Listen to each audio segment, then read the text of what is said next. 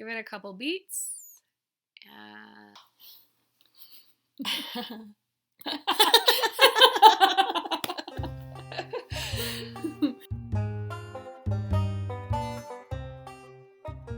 This is Burn This Book, a banned books book club where we, Nicolle and Eden, read a banned or challenged book each month and discuss its meaning, impact, and censorship to make it more accessible for all readers. It's Banned Books Week also. It is. Yeah. Thank you, Nicolle. You're welcome, Eden.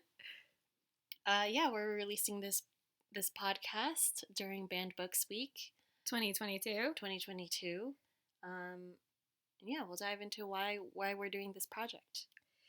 So, I'm Nicolle, and the reason why we decided to jump on this is we both were kind of disturbed over the last year seeing all of the new books being banned and all of the political headlines about how different school boards and states are banning books. In fact, earlier this year, Utah passed a law allowing for the suppression of sensitive materials in the classroom, meaning that now schools can ban books, and the reasons can be a lot more flimsy than they were in the past. Just a brief timeline, and I'm pulling this from a National Geographic article written this week and I don't know if it was written this week, but it was published this week by Erin Blakemore. And the reason why is because we're seeing right now here in September the amount of books are reaching a unprecedented level of banning. There's like an amazing amount of vitriol in a lot of different school boards and parents groups to ban stuff. In between July 1st, 2021 and March 31st, 2022, there were 1,586 books banned in 86 school districts across 26 states. Holy cow. That affects more than 2 million students. And not only is this like damaging for people's education and ability to imagine, ability to develop empathy and just kind of reach out, but also this is a free speech amendment violation. And that's kind of what the argument has been. The first book was banned in Puritan era times, which is pretty cool. And which is pretty cool. We've got that cool history. In 1650, a Massachusetts Bay colonist, William Pynchon, published The Meritorious Price of Our Redemption, which kind of what's a good word? It was critical. It was critical, yeah. It criticized Puritan values and the Puritan way of life, so it was banned. And then during slavery and the Civil War, multiple states outlawed expressing anti-slavery sentiments, so they would not be able to read about abolitionist work. And then after that, it became a war against immorality. And that's where we kind of see this argument that we don't want to see books that have pornography in it or that are too adult themed for children to read. But the problem with that, and we've seen throughout the 1920s up until the 1970s, the question of what does immorality actually mean? What does obscenity mean? And what does pornography mean? And that has been challenged a lot. And what's kind of an interesting what's called string that ties all of those things together is that a lot of the people challenging these books had never even read them. So a lot of these cases didn't even make it through court. Over the last 2 years, though, a lot of states are doubling down, like I said, with Utah and Missouri. Eden and I both live in Utah, so this is kind of close to home, and it's stressful. It's literally home. It is literally home. And so in the 1980s, during the Satanic Panic, librarians were like, whoa, we're really banning a lot of books. Sorry, I'm really nervous. A lot of wheat? We're banning a lot of wheat. Farmers. So they created the Banned Book Week, and that's what this is. And it's just, the point is to raise awareness about commonly challenged books and First Amendment freedoms, and to talk about what does modern censorship actually look like in our lives and who's doing it and why. And that's what this week is all about. So thank you. That was a lot. That was a lot. But... Oh my gosh, and I was nervous and I kind of stuttered and slundered and murmur. Well, thank you for going into that.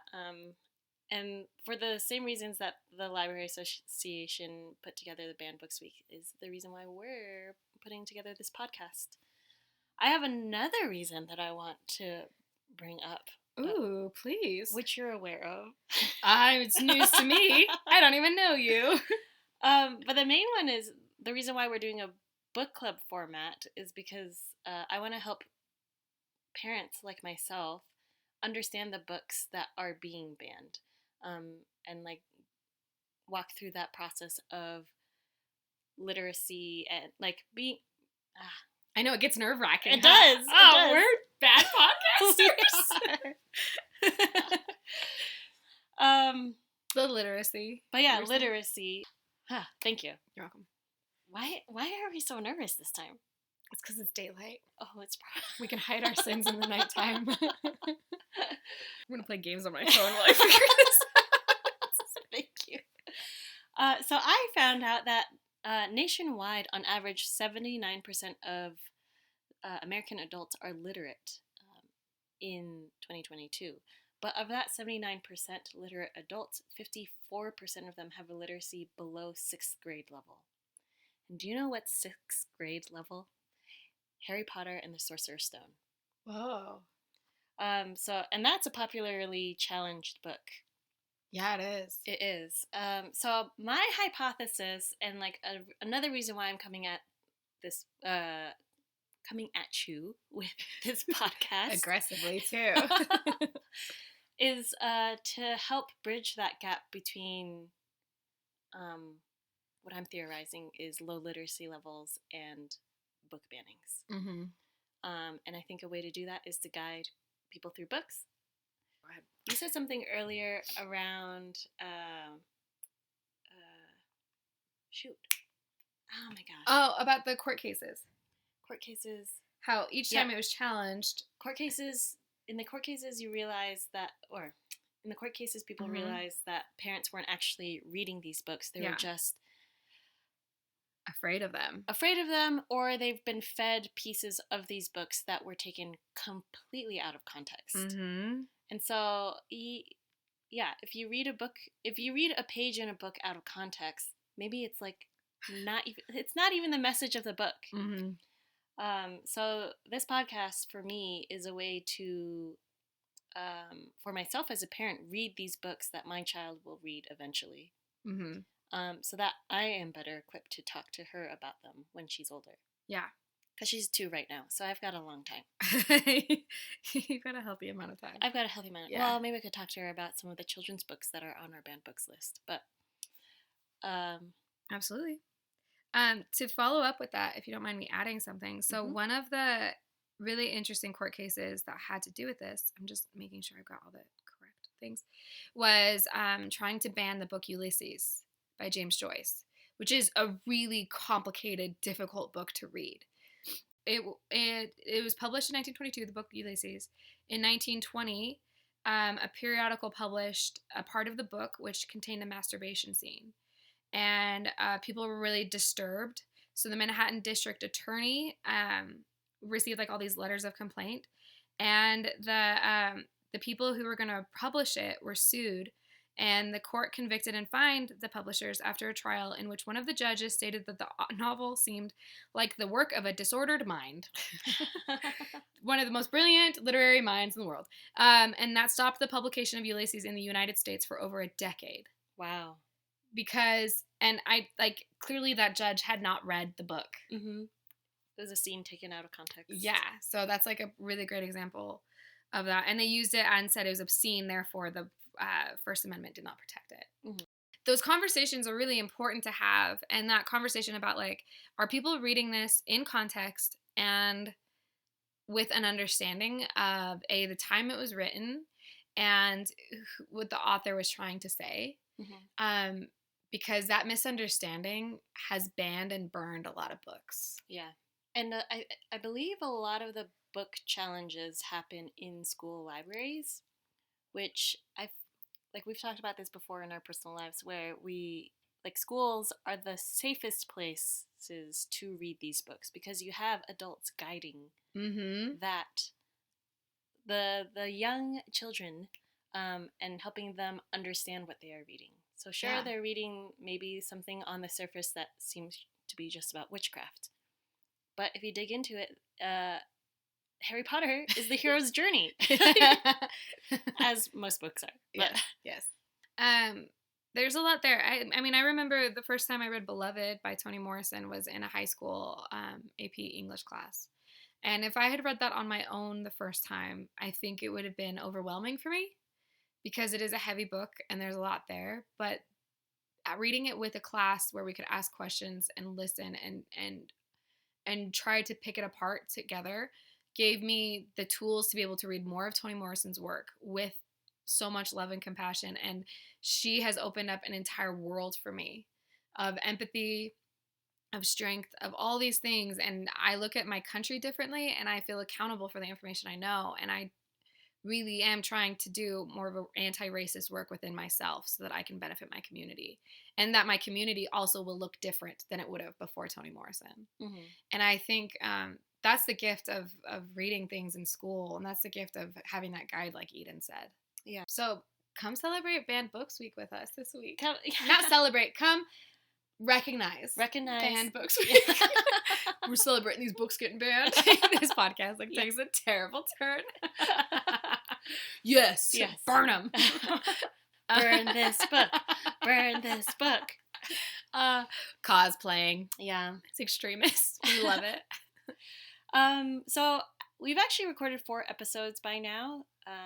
And already we've made some changes. So originally we pulled a list of books that have been challenged or banned for at least 2 decades. Since the American Library Association started tracking those challenges and bans in the 90s. But there's a lot of contemporary books that I think would provide a lot of value if we read them and talked about them. So we're just opening it up to any book that has been banned or challenged. So yeah, that's the method of our podcast, and we're thinking bi-weekly. So in our first couple intros, we say monthly. But you can ignore that. We think that's too much of a slow burn. Yeah. And if you have any recommendations as listeners about a book that you want to talk to us about on this podcast, or just a book you want to hear about, please put that in there. Or if you just have any recommendations or thoughts in good faith, we really would love to hear them because we want to get better at this. We want this to be a space where we really can have these honest conversations about books and what we find disturbing, what we don't, and what we can learn from these stories. 'Cause stories are very important. So yeah, you can email those thoughts or ideas to burnthisbookpodcast@gmail.com. You can also find us on Instagram and Twitter. Though probably more likely Instagram. Yeah, we're bad at Twitter. We feel imposter syndrome on there. Yeah. And we're scared of everyone on there. Well, yeah. But our handle is at burnthisbookpod, I think. Mm-hmm. Thanks for following. Yeah. Let's do a quick you should introduce yourself though, Eden. Oh, my goodness. Tell them about yourself. I'm Eden. I grew up in Connecticut. My high school library was called the Toni Morrison Library. And we bring her up because she is one of the most, if not the most, challenged author. I'm also a daughter of Chinese immigrants, Hong Kong immigrants, and I think a lot of my literacy issues came from being technically English as a third language. Yeah. But it's my primary language now. But it was because of my English teachers and those book club discussions, book assignment discussions, that helped me understand Beloved, the impact that it had, and how beautiful of a story it is, and how tragic. Yeah. And Eden has a baby. I have a baby. And she has a husband. Yeah, me, not the baby. Yeah. Oh, right, right. The baby's not married yet. The baby's not married yet. But we're really pushing a heteronormative agenda on her early on. Yeah, thank you, Nicolle. Thanks for listening, and we'll catch ya in 2 weeks. Yes. Thank you so much. Bye. Bye. Burn This Book is produced by us, Nicolle Okoren and Eden Wen. Music written by me, Nicolle Okoren, and produced and performed by my dad, Frank.